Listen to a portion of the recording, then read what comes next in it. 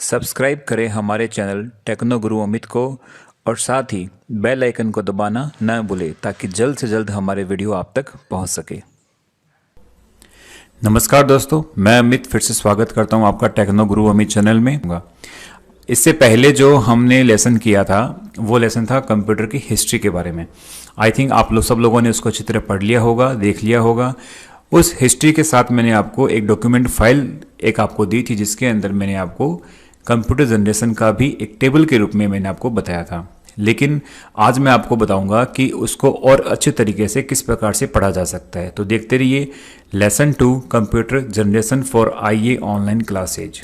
देखिए computer generation, वैसे तो आपको पता है कि आपने जब कंप्यूटर को पढ़ा था कि कंप्यूटर टेलीस्टिक से स्टार्ट हुआ था, कैसे अबेकस यूज हुआ था, मार्क 1 वगैरह, ये सब आपने पहले पढ़ चुके हैं हिस्ट्री के अंदर। लेकिन मैं आप उन जितनी भी कंप्यूटर्स आपने पढ़े हैं उनको कंप्यूटर जनरेशन के अंदर कैसे बताते हैं वो मैं आपके सामने बता रहा हूँ। सबसे पहले फर्स्ट जनरेशन है कंप्यूटर की, वो कब से स्टार्ट होती है? तो कंप्यूटर की 5 जनरेशन में से पहली जनरेशन है वो स्टार्ट होती है 1942 से 1954। ये होती है कंप्यूटर की पहली जनरेशन। इस जनरेशन में क्या था आपको किस प्रकार से याद करना है, और मैंने ये जो पॉइंट जो बोल्ड कर रखे हैं वो मैंने किस लिए बोल्ड कर रखे हैं वो आपको मैं इसलिए बता रहा हूँ अभी कि ये जो पॉइंट बोल्ड है ये मोस्ट क्वेश्चन पूछे जाते हैं, इसलिए मैंने इसको बोल्ड किया है। तो देखो जैसे कंप्यूटर की फर्स्ट जनरेशन में क्या यूज हुआ था, वैक्यूम ट्यूब्स। वैक्यूम ट्यूब्स हुआ था as the basic components for memory. Memory के लिए क्या यूज हुआ था, वैक्यूम ट्यूब्स। वैक्यूम ट्यूब्स का मैंने आपको फोटो भी बताया था इससे पहले हिस्ट्री के अंदर। वैक्यूम ट्यूब्स क्या होते हैं, देखिए these tubes like electric bulbs. घर में जो अपने बल्ब होते हैं उस प्रकार से हुआ करते थे।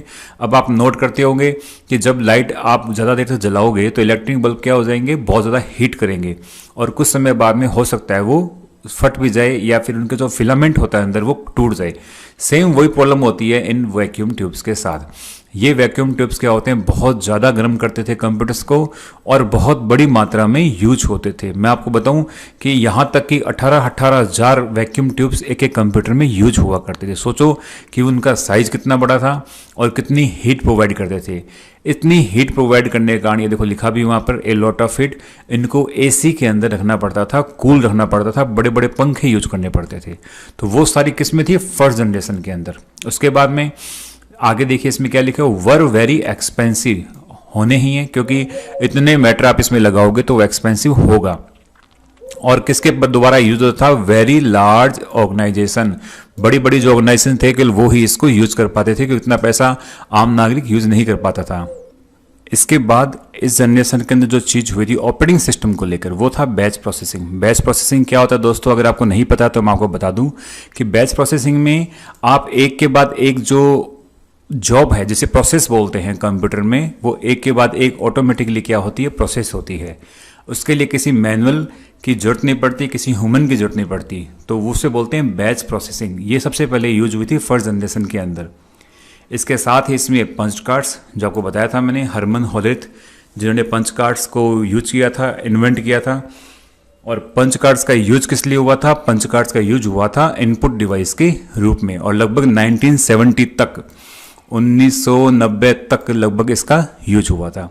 उसके अलावा पेपर टेप और मैग्नेटिक टेप ये थे साथ में इनपुट और आउटपुट डिवाइस के रूप में।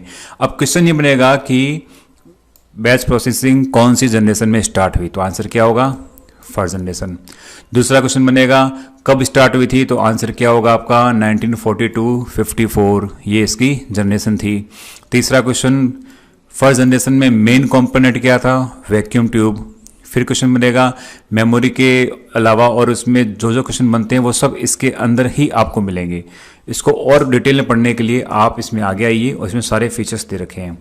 तो देखो सबसे पहले जो आपको बताया था कि वैक्यूम ट्यूब टेक्नोलॉजी थी, अनरिलायबल थे, सपोर्टेड मशीन लैंग्वेज ओनली। उस समय कोई भी हाई लेवल लैंग्वेज बनी नहीं थी, सारे के सारे कोड 1010 इसी फॉर्मेट में बनते थे। ऐसे चलता रहेगा कंटिन्यू, इसी फॉर्मेट में सारे प्रोग्राम्स बनते थे। बहुत ज़्यादा कॉस्टली हुआ करते थे, बहुत हीट प्रोड्यूस किया करते थे, input output device very slow थी, बहुत बड़ा साइज हुआ करता था, एसी की जरूरत पड़ती थी, एसी जरूरत समझ लो, या फिर आपको उसको कूल करने की जरूरत हुआ करती थी। नॉन पोर्टेबल, उनको उठा के इस कमरे से दूसरे कमरे में ले जाया नहीं जा सकता था, और लॉट ऑफ इलेक्ट्रिसिटी वो कंज्यूम करते थे।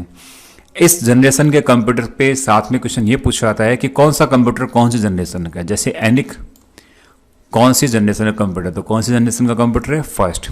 एडवॉक, यूनिवेक, IBM 701 और IBM 650, ये बेसिक मैंने इसके अंदर ऐड किए हैं जो एग्जाम के अंदर पूछे जाते हैं। तो ये सारे कौन सी जनरेशन के कंप्यूटर हैं, फर्स्ट जनरेशन के। अब बात करते हैं अपने सेकंड जनरेशन की। सेकंड जनरेशन का जो टाइम है वो कब स्टार्ट हुआ था, 1952 से 1964 तक। इसके अंदर क्या था, देखो वहां पर फर्स्ट जनरेशन में क्या था, वैक्यूम ट्यूब, और यहां पर उसको रिप्लेस किया ट्रांजिस्टर ने। ट्रांजिस्टर साइज में वैक्यूम ट्यूब से छोटा था और उससे सस्ता था, और साथ ही पावर भी क्या करता था, कम यूज करता था। तो ये सब रीजन के कारण इसको ट्रांजिस्टर को यूज किया गया था। दूसरी बात, ये मोर रिलायबल था, जल्दी से टूटता नहीं था, और जो कंप्यूटर की 1 और 0 की जो पद्धति है ना बाइनरी लैंग्वेज की, उसके लिए ट्रांजिस्टर एकदम परफेक्ट था।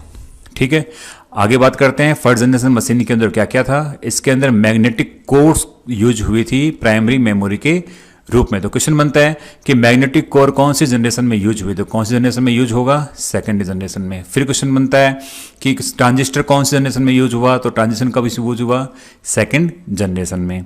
इसके अंदर 3 क्वेश्चन बन गए आपके, ईयर, ट्रांजिस्टर कब यूज हुआ, या फिर सेकंड जनरेशन में कौन सा कंपोनेंट यूज हुआ, तो उसका आंसर क्या होगा, ट्रांजिस्टर। तो आप इसको इस प्रकार से इतनी सी थ्योरी आपको याद करनी है, समझनी है कि कैसे कैसे कंप्यूटर धीमे धीमे आगे बढ़ा।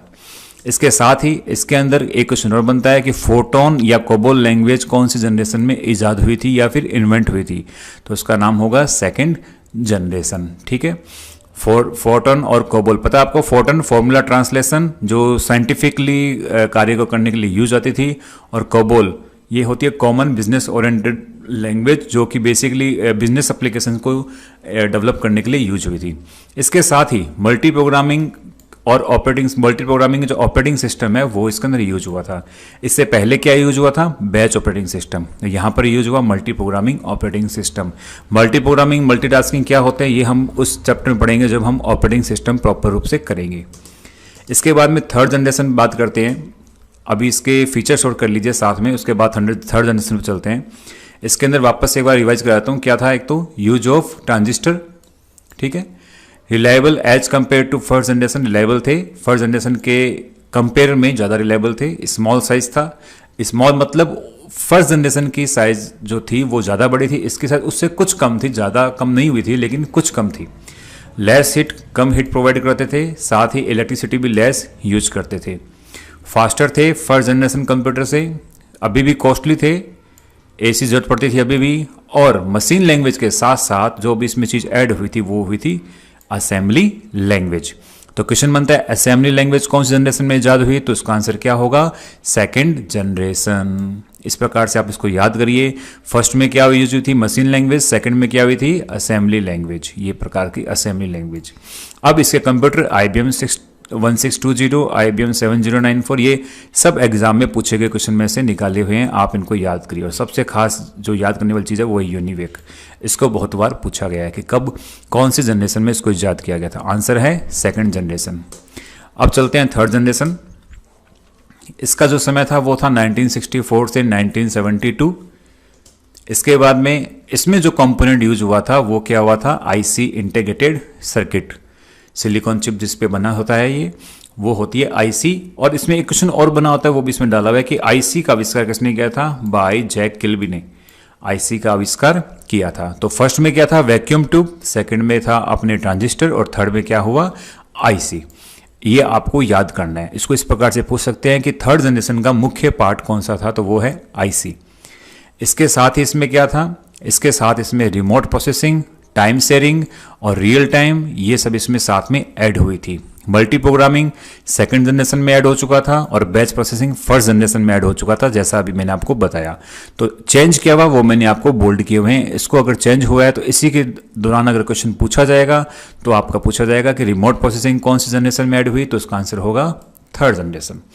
अब फोर्टन का सेकंड वर्जन 2 to 4 इसी दौरान आए थे, थर्ड जनरेशन के दौरान। कोबोल के वर्जन आए थे पास्कल पास्कल एक टीचिंग लैंग्वेज थी, जो ऐसी लैंग्वेज थी जो लोगों को या फिर बिगिनर्स को ये सिखाती थी कि प्रोग्रामिंग किस प्रकार से की जाती है। तो वो लैंग्वेज भी इसी थर्ड जनरेशन में आई थी। उसके अलावा PL1 बेसिक, ये beginners all purpose symbolic instruction code, ऐसा इसका फुल फॉर्म है, वो बेसिक लैंग्वेज। एल्गोल, ये सब लैंग्वेज कहाँ आई थी? कंप्यूटर की थर्ड जनरेशन के अंदर। अब इसके भी कुछ बेसिक जो फीचर्स हैं वो देख लेते हैं। तो IC यूज हुई थी, ओके, मोर रिलायबल थे, साइज थोड़ा स्मॉल हुआ था, हिट थोड़ी कम हुई थी, स्लो से ज़्यादा फास्टर हो गए थे, मेंटेनेंस कम मांगते थे, अभी भी कॉस्टली थे, AC अभी भी ज़रूरत थी, मतलब अभी भी हिट प्रोवाइड करवा रहे थे, और कम इलेक्ट्रिसिटी खाते थे, और हाई लेवल लैंग्वेज को यूज करने लगे थे। इसके जनरेशन के जो कंप्यूटर हैं वो कौन थे? IBM 360, हनीवेल, PDP, ये एग्जाम में बहुत पूछा गया है PDP, और साथ में पूछा गया है IBM 370 के बारे में। तो ये आपको याद रखने हैं। इसके बाद चलते हैं फोर्थ जनरेशन में। इसका समय था 1972 से 90 तक। कई जो किताबों में आप 89 तक भी लिखा हुआ है, तो इसमें घबराने की बात नहीं है, 89-90 तक आप इसे कर सकते हैं। इसमें क्या था? इसमें यूज हुआ था very large scale integration. Very large integration मतलब IC तो थी, लेकिन IC के अंदर सर्किट की संख्या थी। IC पे जो सर्किट बनता है, आप देखते हो कि बड़े गौर से सर्किट होता है, उसकी संख्या बहुत ज़्यादा बढ़ चुकी थी, उसको बोलते हैं वेरी लार्ज स्केल।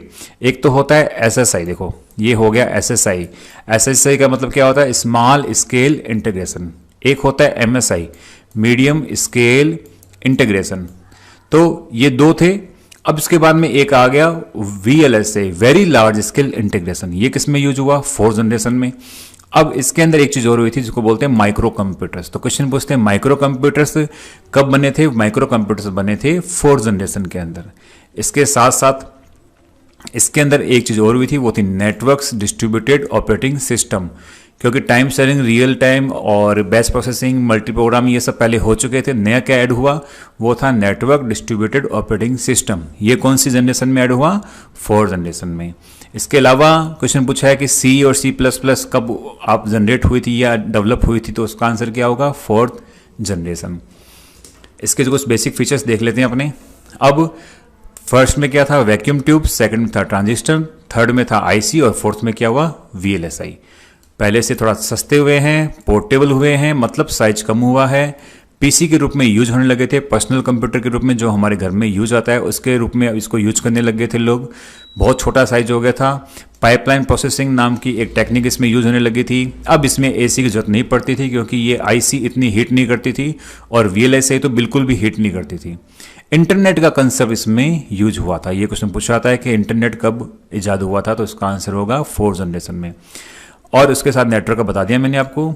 और computers became easily available. Market में इसको मास प्रोडक्शन होना इसका स्टार्ट हो गया था, हर जगह कंप्यूटर मिलने स्टार्ट हो गए थे, खासकर विकसित देशों के अंदर। अब इसके जो बेसिक जो है कौन कौन से हैं वो देख लिए। PDP सेकंड और DEC, ये स्पेशल क्रे सुपर कंप्यूटर और क्रे एक्स सुपर कंप्यूटर, ये दो सुपर कंप्यूटर के नाम हैं जो इस जनरेशन के अंदर बने थे।